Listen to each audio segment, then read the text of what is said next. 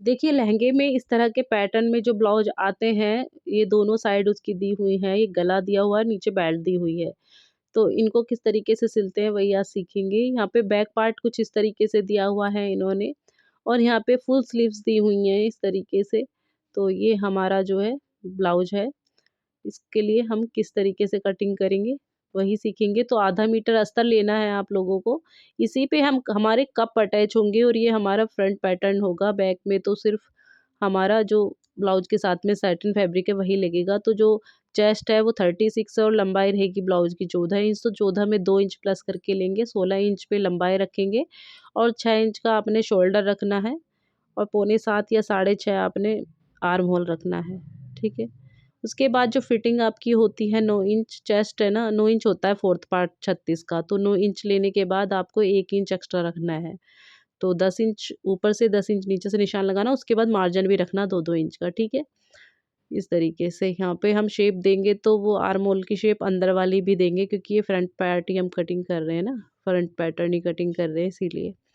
उसके बाद नीचे से हमने 3.5 पे निशान लगाया है, यहाँ से 4 इंच का, जहाँ 4 इंच का निशान लगाया उसकी दूरी रहेगी 10.25 इंच, ठीक है? इसके बाद में हम ऊपर से 5.5 पे निशान लगाएंगे आर्म होल में और यहाँ से इस इन तीनों निशानों को मिला देंगे और यहाँ से जो है हमें इस तरीके से 2 इंच चौड़ाई की शेप रखनी है, इस तरीके से।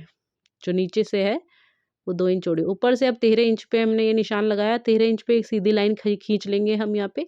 ये हमारी बेल्ट कटिंग होगी। अब यहाँ से एक प्लेट डाल देनी है आपने, जो कि आधे इंच की रहेगी। पहले सीधी लाइन ड्रॉ कर लेनी है आपने और उसके बाद थोड़ा-सा ऊपर, थोड़ा-सा नीचे, आधा इंच टोटल ये प्लेट रहेगी, ठीक है? अब यहाँ से 1 इंच नीचे की तरफ रखते हुए आपने गोलाई की शेप दे देनी है यहाँ से इस तरीके से इस बेल्ट को। प्लेट से आधा आधा 1 इंच नीचे रखें कम से कम, ठीक है? शेप देंगे उसी के हिसाब से यहाँ पे इसको नीचे, इसके नीचे बराबर रहना चाहिए। जो हमारी बेल्ट का निशान है ना, इसके नीचे से ना जो ये लाइनिंग है वो सीधी रहनी चाहिए वहाँ तक, क्योंकि कटिंग होने के बाद सीधा होना चाहिए फैब्रिक हमारा। तो ये प्लेट हो गई और यहाँ से भी आधा-आधा इंच दोनों तरफ से, टोटल आधा इंच आपको रखना है। कटिंग करके ये प्लेट अलग निकाल देनी है, जैसे आप उसमें भरते हैं ना, ये फर्स्ट पार्ट है, वो सेकंड पार्ट है और नीचे बेल्ट वाला थर्ड पार्ट रहेगा। तो चलिए इसकी कटिंग कर लेते हैं। तो शोल्डर कटिंग किया, उसके बाद आर्म होल की कटिंग करेंगे और यहाँ से मार्जिन को कट करते हुए निकाल लेंगे।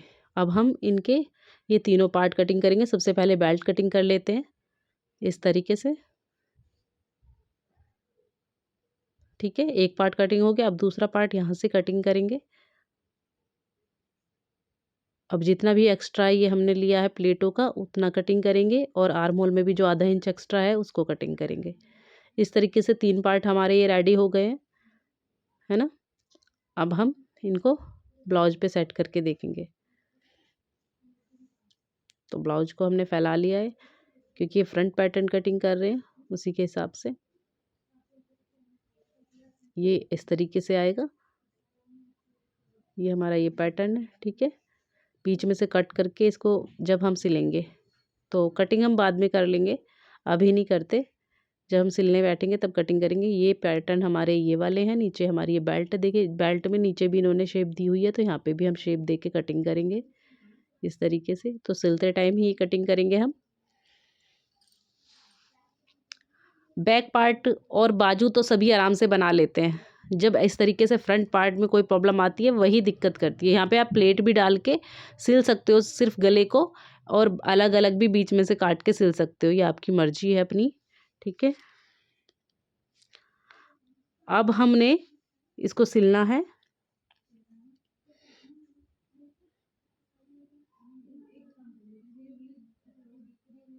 तो ये हमारी बाजू हैं लॉन्ग, इन्हें हम बाद में कट करेंगे 10 इंच का। और ये हम फ्रंट पैटर्न ही यहाँ पे मैं सिल के दिखाऊंगी। पूरा फ्रंट पैटर्न की ही दिक्कत होगी क्योंकि बैक पार्ट और बाजू तो कोई भी जोड़ लेगा। तो यहाँ पे हमने फ्रंट पार्ट पे इस तरीके से अस्तर को पहले लगा लेना है, ठीक है?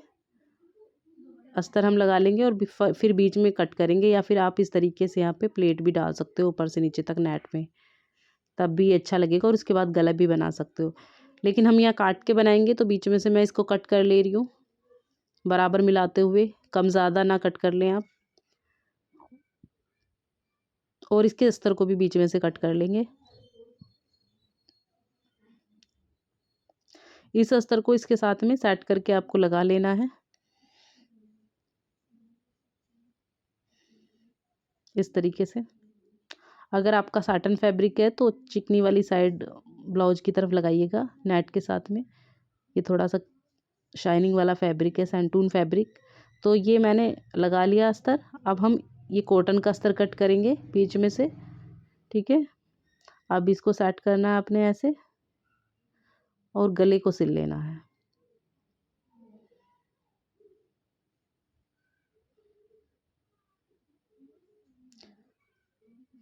यहाँ पे छोटी छोटी सिलाई की चाल जो है आपको छोटी रखनी है। और ये हमने यहाँ गले को सिल के चेक कर रहे हैं कि कहीं हमारा जो है गला वो दब तो नहीं गया है ना। उसके हिसाब से इस सिलाई को नीचे तक लेके आना है। तो नीचे तक मैंने मार दी है सिलाई को, आधा आधा इंच मार्जिन रखते हुए। पहले गले को सेट करके देखा तो फिर नीचे तक भी सिलाई मैंने लगा दी थी। तो यहाँ पे पूरी नीचे तक सिलाई लगाने के बाद में आपने इसको पलटना है अंदर की तरफ में इस तरीके से।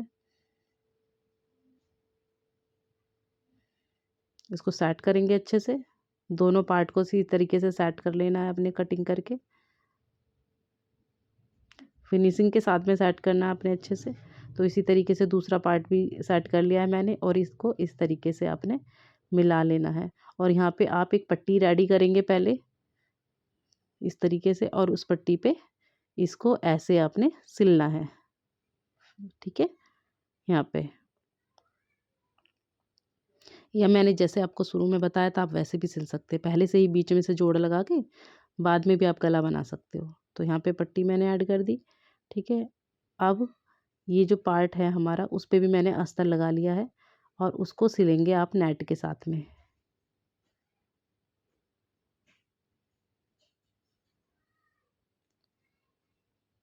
जो हमारा सेकंड पार्ट था ना उसको हम सिलेंगे। तो जो हमने कॉटन का अस्तर कट किया था उसी के बराबर हमने तीनों पार्ट कट किए थे, नेट वाला भी और सैंटून वाला भी अस्तर। तो सैंटून वाला अस्तर तो मैंने उसके साथ में चिपका लिया है। और अब हम इस तरीके से, कॉटन का अस्तर मैंने नहीं लगाया है अभी क्योंकि हम उस पर कप ऐड करेंगे। अब दूसरी साइड का भी मैं इसी तरीके से ऐड कर लूँगी यहाँ पे सिलाई लगाते हुए। दूसरी साइड का पार्ट भी हमें यहाँ पे ऐड करना है।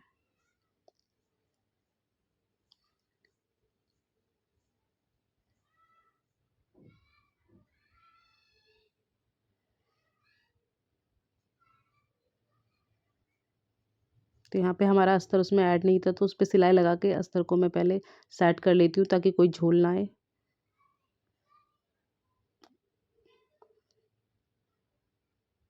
और इस पार्ट को भी हमें इस तरीके से सेट करना है। यहाँ से रखेंगे और बिल्कुल जहाँ पे वर्क आ रहा है ना बिल्कुल वर्क से मिला के आपको सिलना है। पहले मैं उसको सोच रही थी एक्स्ट्रा को कट कर दूँ, लेकिन मैंने सोचा बाद में कट करूँगी, पहले बिल्कुल वर्क से मिला के सिल लेते हैं। तो इस तरीके से ये आ गया है। अब हमारा नीचे का जो बेल्ट वाला पैटर्न है वो ऐड करना है हमें, लेकिन वो सबसे लास्ट में होगा, पहले कप ऐड होंगे। तो मैंने कॉटन के भी फैब्रिक ना इसी तरीके से अटैच कर लिए जैसे वो वाले अटैच किए थे इनके साथ में यहाँ पे, ठीक है। अब हम यहाँ पे कप ऐड करेंगे इस तरीके से। बिल्कुल आपको मिला लेना है कप को अच्छे तरीके से आगे की तरफ में। तो यहाँ पे जहाँ हमारा 10 इंच पॉइंट आया हुआ था वहाँ पे हम कप को टाँका लगाएंगे इस तरीके से ऐड करके इसमें सेट करेंगे। कप में पहले निशान लगाएंगे, इस तरीके से फोल्ड करेंगे। ये बीच का पॉइंट हमें मिल गया। अब यहाँ पे बीच का पॉइंट लेंगे, जो 10 इंच का पॉइंट होता है ना ऊपर से, उसी पे ऐड करना है अपने। तो यहाँ पे मैं सिलाई लगाऊंगी बिल्कुल 10 इंच पे जो पॉइंट लगा हुआ था उसको मैच करना है और नीचे कप का जो बीच सेंटर निकाला है मैंने उसको मैच करना है अपने।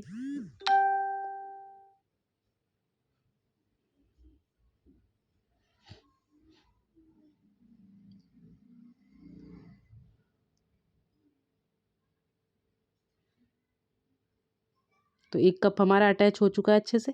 इसी तरीके से दूसरी तरफ का भी कप आपने अटैच कर लेना है। बीच का सेंटर निकल आता है इस तरीके से हमारा, और यहाँ पे भी जो मेरा पॉइंट लगा हुआ है 10 इंच पे, सेम वहीं पे आपने ये टाँका लगाना है।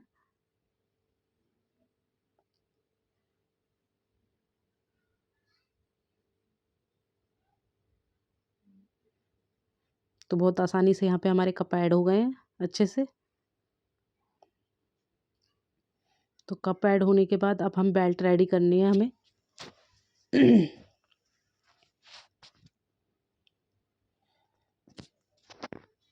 ये बेल्ट है हमारी। इसमें मैंने वैसा वाला अस्तर तो लगा लिया है पहले ही, उसके बराबर कट करते हुए। अब ये कॉटन का अस्तर है हमारा, इसको हमें इस तरीके से सिल के पलटना है। तो यहाँ से मैंने सिल लिया है और कट लगा लेंगे अब।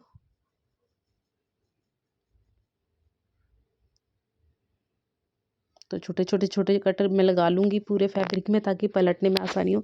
देखिए आप चाहें तो नीचे की तरफ भी सिलाई लगा के पलट सकते हो एक ही साथ, लेकिन मैं नीचे तुरपाई वाला कपड़ा ऐड करूँगी जिससे फिनिशिंग आएगी अच्छी सी, इसलिए मैं उसको नहीं पलट रही हूँ नीचे से।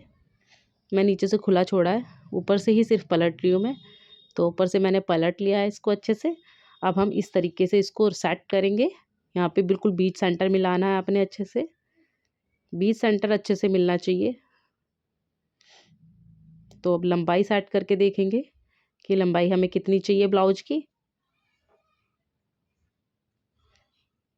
तो उसके हिसाब से ही सेट करेंगे। तो हमने 14 इंच की लंबाई सोच के ये कटिंग मतलब की थी, लेकिन वर्क जो है इतना कम था इस कपड़े पर कि जो 13.5 इंच में ये हमारा ब्लाउज बन रहा है रेडी। तो कोई बात नहीं, 13.5 इंच भी काफ़ी होते हैं।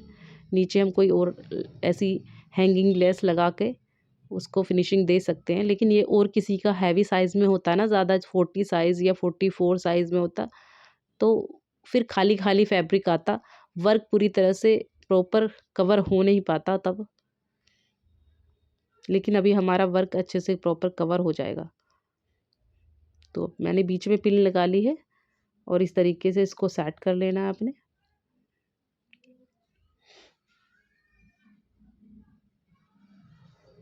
तो यहाँ पे से हम अपने मोती निकाल लेंगे जो लगे हुए हैं ना स्टोन नग, ताकि हमारी सुइयाँ ना टूटे। तो इन ब्लाउजों को सिलने में मेहनत तो थोड़ी ज़्यादा होती है।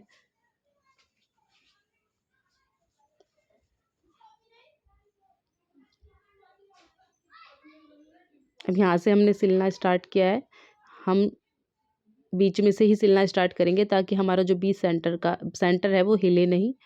और एक तरफ का सिल लेंगे पहले, फिर हम दूसरी तरफ का सिलेंगे।